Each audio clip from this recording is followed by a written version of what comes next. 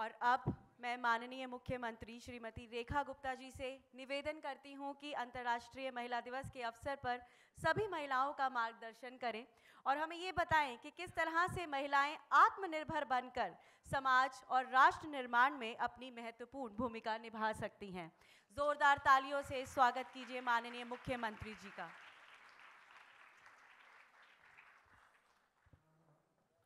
Thank you so much. ये अच्छा कर दिया कि नीचे चौकी लगा दी, क्योंकि वही महिलाओं को ऊंचा उठना भी है, नहीं तो इसके पीछे से दिखाई नहीं देते। सीमा जैन जी, जगजीवन जी, पल्लवी जी, राहुल जी, आदरणीय स्वामी जी और एक देश की महिलाओं की आइकॉन रूबिका लियाकत जी। जोरदार ताली बजनी थी, इतनी हल्की ताली बजाओगे तो भाई। शिखा राय जी, चंदन जी, अंचल जी। आज का ये प्रोग्राम वुमेन्स डे के ऊपर है और मुझे बताया गया कि सामने जो बैठे हैं वो दिल्ली यूनिवर्सिटी की स्टूडेंट्स, दिल्ली यूनिवर्सिटी की टीचर्स। एम आई राइट? इसलिए ज़्यादा कनेक्ट होता है, खुशी होती है, क्योंकि मैं खुद दिल्ली यूनिवर्सिटी से हूँ। वो दिन भी बड़े मज़ेदार थे। वो माहौल, वो कॉलेज में जाना और कॉलेज की यूथ स्पेशल में घंटों घंटों बातें करते हुए सहेलियों से ये ना पता चले कि कब समय गुजर गया। अंताक्षरी खेलना शुरू करते थे तो कई दिन तक चलती थी। गाना कौन सा बोल दिया और कौन सा रह गया पता नहीं, पर याद रहता था उस टाइम। आज नहीं याद रहता भाई। अभी कोई गाना बोल के 4 लाइनें बोलो तो कहते बस इतना ही पता है, ज़्यादा नहीं पता। वो यूनिवर्सिटी की सड़कों पे खड़े होके भेलपूरी खाना और लेमन सोडा पीना आज भी याद आता है।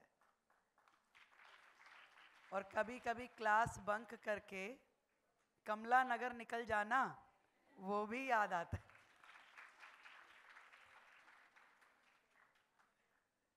Golden days. जब मैं कॉलेज में थी तो मैंने नहीं सोचा था कि मैं कभी इस सोशल फील्ड में आ पाऊंगी।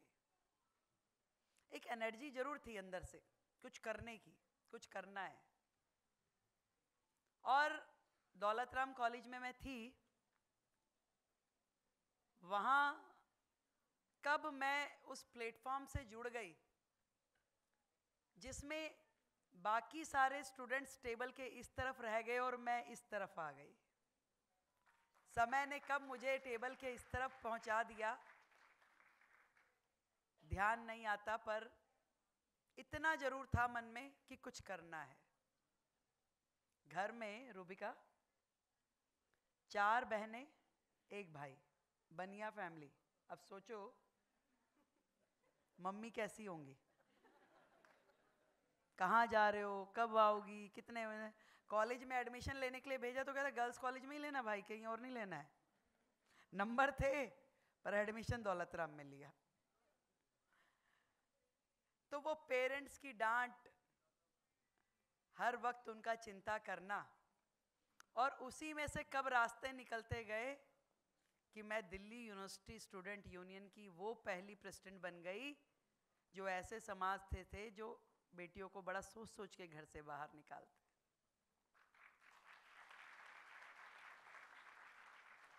और दिल्ली के स्टूडेंट्स की लड़ाई लड़ना, दिल्ली यूनिवर्सिटी की प्रेसिडेंट भाई बहुत बड़ी चीज होती है।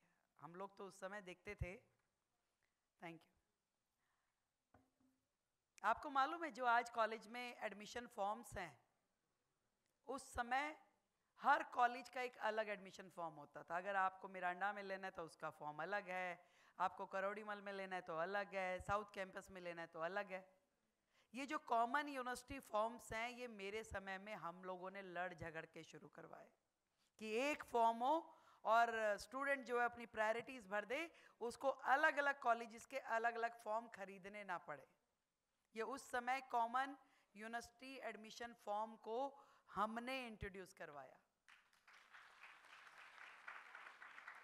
उस समय सैकड़ों यू स्पेशल और हर स्टूडेंट्स के हित की डिमांड के लिए एजिटेशन करना, वो मॉरिस नगर चौक पे हल्ला मचाना, वो कुछ गड़बड़ हो जाए तो पुतले फूकना, वो सारे काम करते हुए हम यहाँ तक पहुँचे। अब इससे पहले रूबिका, मेरा इंडिया टुडे में कॉन्क्लेव में मुझे बिठाया, उन्होंने सोचा भाई नई नई मुख्यमंत्री है तो क्वेश्चन करो। मैंने उन्हें बताया भैया यूनिवर्सिटी से आई हूँ, ज़्यादा आराम से, मुख्यमंत्री नहीं हूँ पर नेता पुरानी हूँ।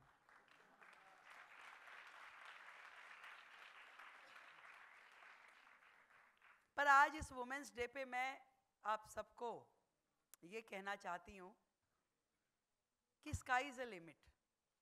बहुत कुछ है करने के लिए, बहुत कुछ। जहाँ तक आप सोच सकती हो आपके लिए सब आयाम खुले हैं। एक समय था जब ये कहा जाता था बेटी बचाओ।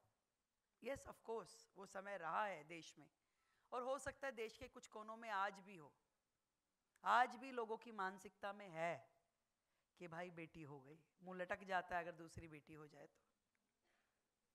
पर फिर भी उस लेवल को कहीं ना कहीं हमने क्रॉस कर लिया है। लोगों ने इस बात को अपना आत्मसात कर लिया कि कोई नहीं, बेटी है, दूसरी भी है, कोई बात नहीं। फिर हमने कहा बेटी पढ़ाओ।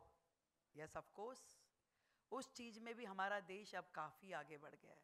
ना केवल देश में, हम अपनी बेटियों को विदेश में भी भेजा के पढ़ाते हैं। तो बेटी पढ़ाओ पे भी हमारी बहुत अचीवमेंट्स समय के साथ साथ हुई है कि आज हमारी बेटी जितना पढ़ना चाहती है, पेरेंट्स सोचते हैं कि यदि रिसोर्स हैं तो इसको पढ़ने का मौका देना चाहिए। बेटा तुझे डॉक्टर बनना है डॉक्टर बन, तुझे इंजीनियर बनना है इंजीनियर बन। थोड़ा सा दिमाग जरूर लगाते हैं, ये फील्ड तो लड़कियों के लिए ठीक नहीं है, आप तो टीचर बन जाओ तो ज़्यादा अच्छा है, टाइम से घर आओगी, घर गृहस्थी भी संभाल लोगी। ऐसा थोड़ा सा पेरेंट्स के दिमाग में आज भी रहता है। पर जब तक मेरे जैसे लोग पेरेंट्स बनेंगे, बन गए, और आप जैसे लोग पेरेंट्स बनेंगे, तब तक और चीजें ठीक होती जाएंगी। फिर तीसरे मुकाम पे आए कि बेटी बढ़ाओ। यस, इस दिशा में काम करने की जरूरत है कि बेटी को बढ़ने का मौका देना है, और वो मौका हम सबको ही देना है। यदि आज हम उसके लिए नहीं सोचेंगे तो फिर कौन करेगा? ये काम वो काम है जो सरकारें नहीं करने वाली। सरकार अपॉर्चुनिटी दे सकती है, पर उसको मौका आपने देना है। वो मौका देने के लिए उस परिवार की माँ, उस सोसाइटी में टीचर और ऐसे सामाजिक लोग जो उन बेटियों को मौका दें कि बताओ तुम क्या करना चाहती हो। संस्था के माध्यम से, समाज के माध्यम से, सरकारों के माध्यम से उसे काम मिले, वो आगे बढ़ सके। और बाकी बची बातें करनी है हम सबको, आपको, खुद को, स्वयं को, कि मुझे करना क्या है, मैंने अपने जीवन में अपने लिए क्या सोचा है।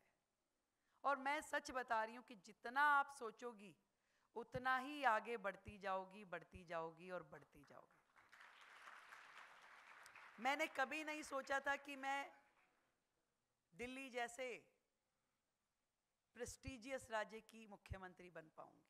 मुझे नहीं पता मोदी जी ने मेरे लिए क्या देखा, पर मुझे इतना पता है कि ये जो सम्मान उन्होंने मुझे दिया है, ये देश की हर बेटी का सम्मान है, हर बेटी का। और एक मौका मिलना चाहिए बेटियों को, बस दे कैन प्रूव देमसेल्फ, अपने आप को वो प्रूव कर सकती है, उसे मौका देने की जरूरत है। आप छोड़िए कुछ चीजें हमारे ऊपर, हम करके दिखाएंगे। आज कौन सी ऐसी फील्ड है जिसमें बेटियां आगे नहीं है? जब हम बात करते हैं रिसर्च सेंटर की, तो हम देखते हैं कि सबसे ज़्यादा साइंटिस्ट बेटियां हैं। अभी पीछे इतना सब कुछ स्पेस की चीज़ें आ रही थी, तो मोदी जी ने जब इंट्रोड्यूस कराया तो बहुत सारा जो विंग था स्पेस सेंटर का, वो सब वुमेन लेड कर रही थी। आज गवर्नमेंट जो है वो हम बात करते हैं कि women lead government, women lead development. आज सिंबॉलिक चीज़ें नहीं चल रही हैं कि सिंबॉलिकली आपने कह दिया कि हाँ भाई लड़कियों का काम तो रंगोली बना दो, स्वागत कर दो, टीका लगा दो। नहीं भाई, उससे आगे बढ़ गई हैं बेटियां। आज वो बजट पेश करती है, निर्मला सीतारमण के रूप में।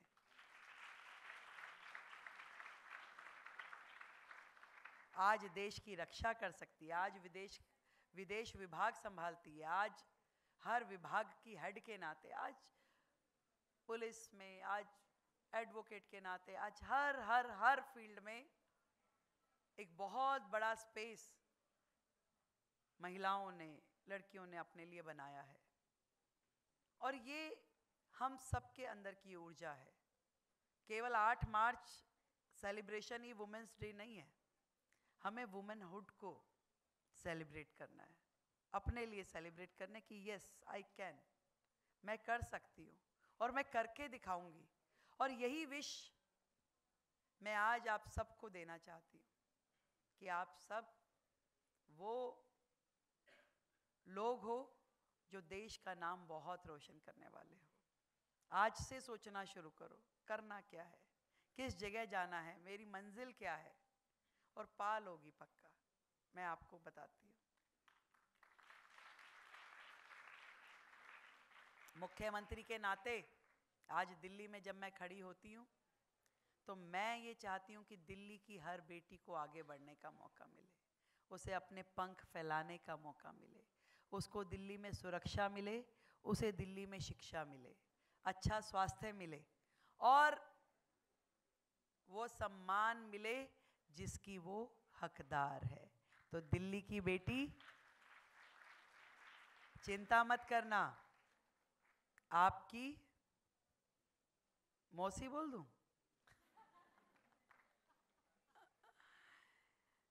आपकी दीदी, आपकी मौसी, आपकी बहन आपके साथ है।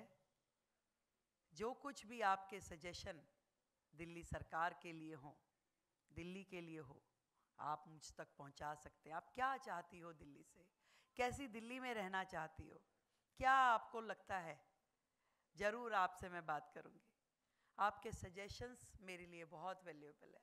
ये सरकार जो इस बार की है वो आप लोगों ने चलानी है, आपके माध्यम से मैं चलाने वाली हूँ। इतना मैं आपको इंश्योर करती हूँ कि मिलके दिल्ली को विकसित दिल्ली बनाएंगे, समृद्ध दिल्ली बनाएंगे, सुरक्षित दिल्ली बनाएंगे और स्वस्थ दिल्ली बनाएंगे।